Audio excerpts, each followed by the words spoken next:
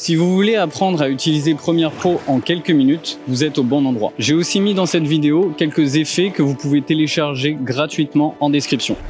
Alors on va d'abord commencer par l'importation et l'organisation de vos médias.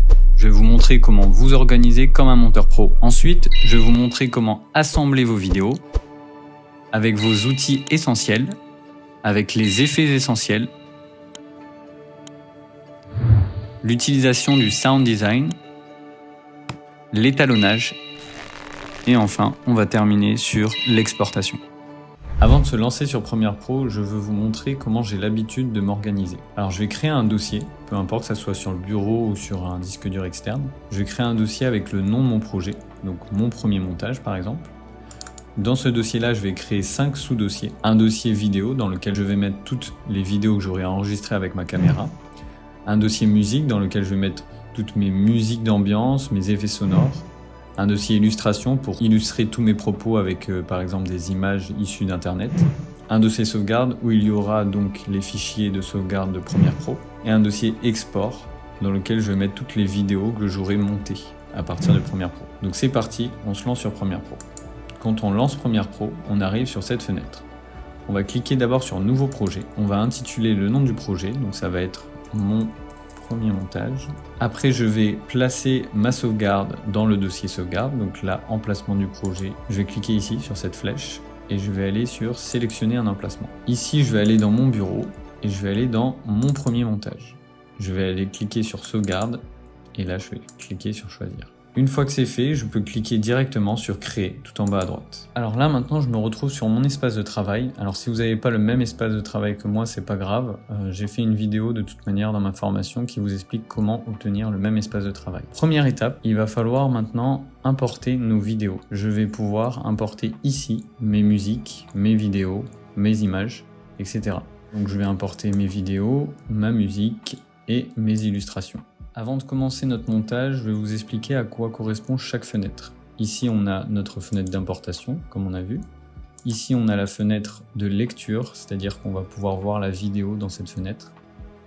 Ici, on a notre séquence, où on va pouvoir déposer nos vidéos, les découper, rajouter une musique, etc.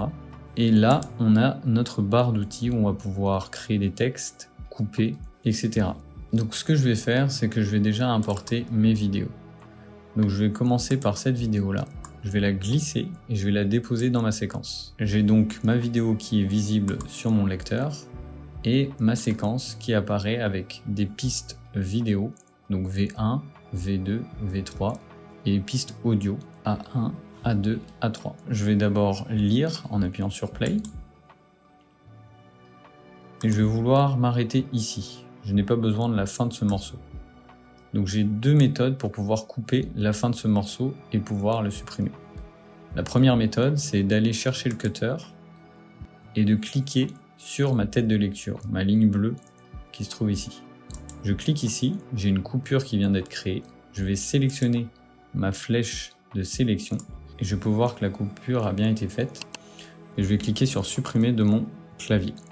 Donc ça, c'est la première méthode. La deuxième méthode, donc là, je vais revenir en arrière pour retrouver le morceau que je viens de supprimer. Donc pour revenir en arrière, je vais devoir cliquer sur commande Z.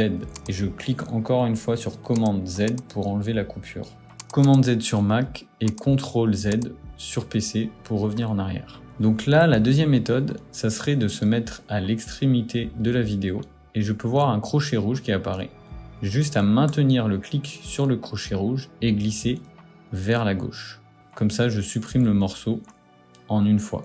Donc là, je peux voir que j'ai une audio en dessous que je ne veux pas garder. Je n'ai pas besoin de cette audio-là. Je veux juste avoir ma musique d'ambiance en fond sonore. Donc pour enlever cette audio, je vais faire un clic droit sur la vidéo et je vais descendre pour arriver sur rompre le lien. Donc là, je clique sur rompre le lien et maintenant, je peux juste prendre l'audio et supprimer. Maintenant, je vais mettre toutes les vidéos à la suite et pouvoir faire mon montage en découpant les morceaux dont je n'ai pas besoin. Alors là, je peux voir que je n'ai plus la possibilité de déposer une vidéo à la suite parce que je n'ai plus d'espace sur la droite. Donc pour avoir plus d'espace sur la droite, je vais devoir dézoomer sur l'affichage de ma séquence. Donc je vais prendre la bille qui se trouve ici et je vais glisser vers la droite. Comme ça, je peux voir qu'il y a de l'espace disponible pour pouvoir glisser mes autres vidéos. Une fois que j'ai gardé l'essentiel de mes vidéos, je vais pouvoir ajouter ma musique. Donc là, je vais cliquer à nouveau sur mon projet et je vais aller dans musique. Donc là, je double-clique dans musique, j'ai ma musique qui est présente et je vais pouvoir la glisser et la déposer sur ma piste audio qui se trouve en dessous. Une fois que mon audio est placé, je vais pouvoir découper la fin et supprimer tout le reste. Maintenant, je vais placer un logo à la fin de ma vidéo. Donc je vais aller dans Illustration, je vais prendre mon logo et je le glisse juste à la fin. Là, je vais redimensionner la taille de mon logo. Donc pour ça, je vais aller dans Options d'effet. Donc si on n'a pas option d'effet d'afficher en haut à gauche, je peux aller le chercher ici dans Fenêtre, Options d'effet. Donc là, je vais cliquer sur Trajectoire. Et là, je peux voir que j'ai plusieurs points que je peux utiliser pour redimensionner mon image. Voilà. Donc maintenant que c'est fait, je vais créer une transition entre ma vidéo et mon logo pour que ça soit beaucoup plus élégant. Pour aller chercher une transition, je vais aller dans Effets. Si je n'ai pas la fenêtre Effet présente en haut à gauche, je peux aller dans Fenêtre et cliquer sur Effet. Donc là, je vais aller dans Transition vidéo. J'ai plusieurs transitions vidéo disponibles. Je vais aller dans Fondu et je vais utiliser moi le fondu enchaîné. Donc là, je glisse fondu enchaîné entre mes deux vidéos et je peux voir que j'ai une belle transition. Voilà, maintenant on va ajouter un texte. Donc pour ajouter un texte, par exemple, juste après mon logo, je vais cliquer sur T et je vais aller cliquer sur l'écran. Là, je peux taper directement avec mon clavier le texte et je vais aller le personnaliser. Donc là, pour le personnaliser, je vais devoir aller dans Options d'effet. Je sélectionne bien mon texte qui est ici. Et là, je vais cliquer sur Mouvement vectoriel. Donc déjà, je vais l'agrandir, le texte, et je vais le placer au milieu. Voilà. Si j'ai envie de changer, par exemple, la police d'écriture de mon texte, je vais cliquer sur la petite flèche qui se trouve ici. Je vais sélectionner mon texte en cliquant dessus, et je vais double-cliquer pour sélectionner l'ensemble de mon texte. Ensuite, je vais aller dans mes polices, et je vais prendre par exemple celle-là. Donc là, je vais pareil retourner sur mouvement vectoriel et augmenter la taille de mon texte. Et voilà. Maintenant, je vais utiliser un filtre que je vais mettre au-dessus de mes vidéos. Donc ce filtre est aussi disponible en description, vous pouvez le télécharger gratuitement.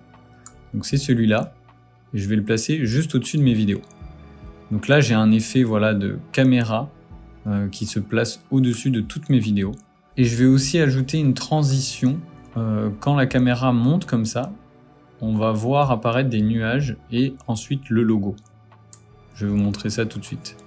Donc c'est aussi disponible en téléchargement. Donc là, je la place et je peux voir que j'ai des nuages qui apparaissent petit à petit, puis ensuite mon logo. Donc là, je suis assez satisfait de ma vidéo. Je vais l'exporter maintenant. Donc pour l'exporter, je vais aller dans Fichier, Exportation, Média. Ensuite, je vais renommer ma vidéo. Donc je vais l'appeler Pub Drone. Voilà. Et je vais la mettre dans mon dossier export. Les paramètres, je vais les garder comme ça. Donc High Quality 1080p. Je vais avoir une résolution en HD. Et le format H264, c'est donc le format que tout le monde utilise pour exporter ses vidéos sur Internet. Donc là, ça va être la source entière, donc il va télécharger complètement ma vidéo. Et après, je vais pouvoir cliquer sur Exporter. Voilà, une fois que c'est terminé, on va regarder ensemble ce que ça donne.